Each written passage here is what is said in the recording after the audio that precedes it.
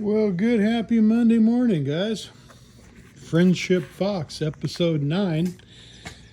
You know, I've been going back and forth on this landing gear and how to set this up. And there's a few things I see these guys are doing that I don't think are quite right. I don't know everything, but I do understand trusses and compression. I do understand stress loads and all that kind of stuff. And of course, like I showed you in the last episode, I want to go ahead and run that forward down tube up to, which originally was set up for the float fitting. It's a float fitting to set floats up and all that, okay? So this is what the guys are doing. I've seen them do it on a 5. They're going up. And if they don't have this fitting, they're actually running a plate right here with the fitting on the bottom of it. And then they can run their down tube down for their, their longer gear, all right? The only thing that I started looking at this and I didn't approve of, and I really don't care for how this is set up. If you look at this, this is the original setup, okay?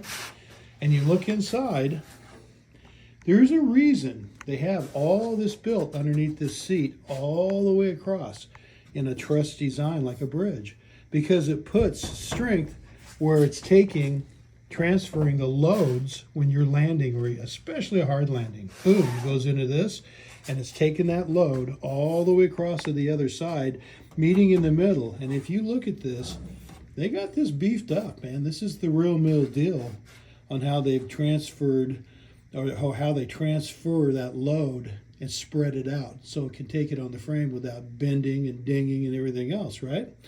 So if you look at this, okay, this is the forward one, and you look inside, what do you see?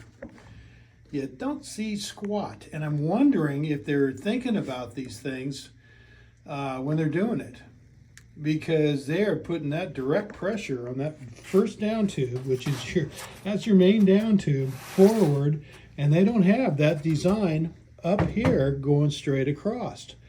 So I think what I'm going to do is I'm going to pull these floorboards out. I know there's a tube that's running all the way across, because this is welded to it. See, and it's directly across right over to where the two pieces come down and weld onto it, okay, to the fuselage frame. It's kind of hard to see this angle, but it is pretty much straight across, okay? And then I think what's going to happen, because this is approximately 4 inches high, and if you go over here, you can get right about here, which is just about 4 inches high, and I think I'm going to build myself a truss setup. Now, even though that will, it could possibly, I'm going to build a mock-up just to see how my feet go in there and if I can get them in and out easily. I'm not going all the way to the top. That would kind of be a pain in the ass.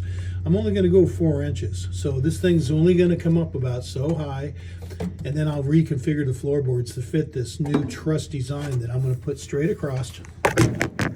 Sorry about that.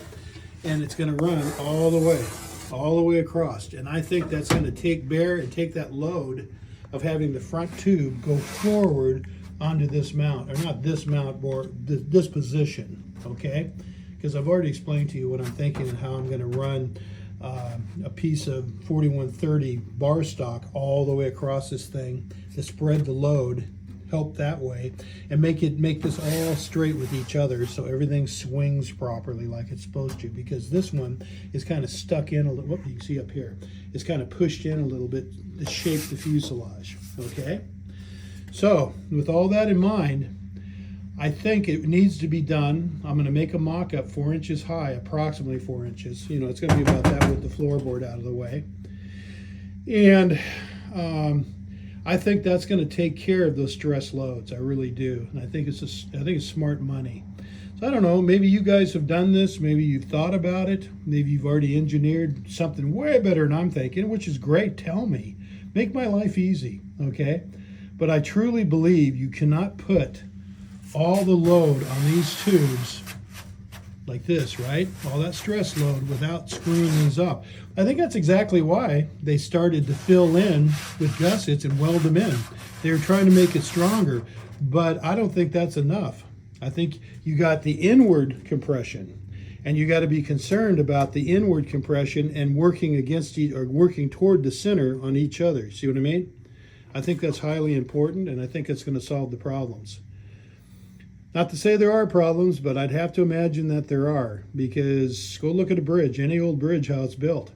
It's obvious. It's just like a de Havilland box. It's built that way for a reason. Okay? Same thing with these aircraft fuselages. These have been pretty well thought out, and we're doing things that they didn't mean to do in the factory at the point this was made anyways, and they're doing now. Okay? And that's why you don't already have this stuff in there, or otherwise it would have been in there if they went all the way up and we're putting extended gear in 93 on it and all this other good stuff. Okay? So we're reinventing the wheel on this a little bit, but it's for the better, believe me. So once this is about 4 inches high right here, and really in the big scheme of things, I could build this in other than the room that you need to move your stick around and get full throw in all directions. Okay, so once you put your feet in, your heels could touch this. It's only, let's see how far I don't have my tape measure, but it couldn't be more than about 8 inches from this to this.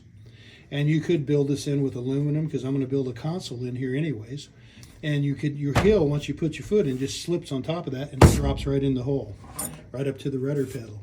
I don't think it's going to be inconvenient or awkward at all, because I think once you put your feet in, you're kind of missing that area anyways. Okay? But I really believe it needs to be done, and I'm going to do it. Unless someone gets a hold of me and says, man, you're out of your mind, you don't know what you're saying and all that, which is fine. I can dig it, man. I don't know everything, but I truly believe this needs to be done. So if you do have an objection or a better thought, hey, please put it in comments. Get a hold of me. I'll get back to you.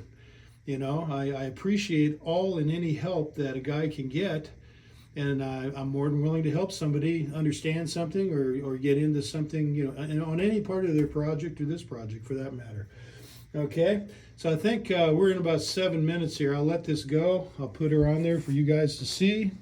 Please comment if you'd like. I always appreciate comments. Be nice, you know, that kind of stuff, and constructive.